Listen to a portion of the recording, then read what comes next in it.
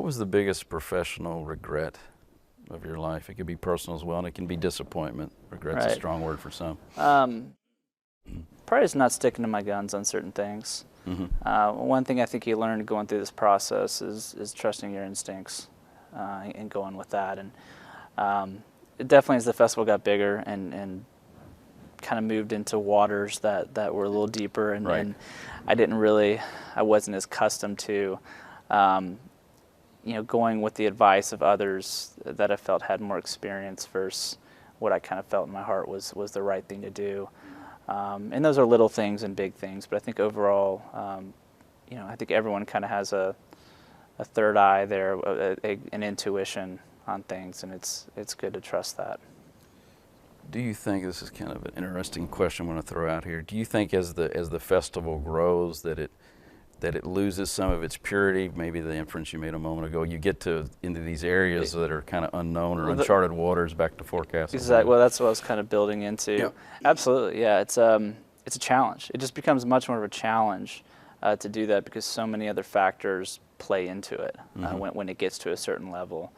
So that's the challenging factor, and that's definitely something I spend a lot of my days thinking about is ways to make sure that even as it grows and it is deemed more successful, that we're still grounded in the roots of what created it.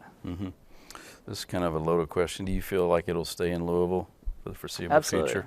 Absolutely, yeah. And I think we'll continue to tie Louisville more into it.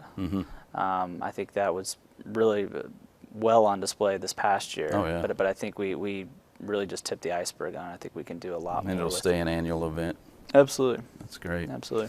On the flip side of that former question about regret, what's your biggest professional triumph? I might have an idea, but what's your and it can be personal as well. And again, it can be more than one.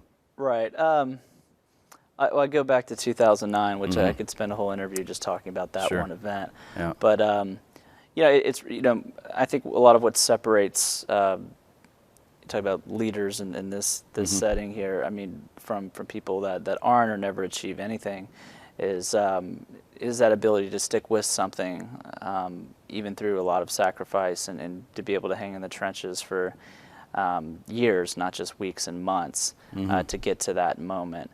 And then that moment in 2009, without a doubt, was the most powerful moment in my professional career, and it probably always will be.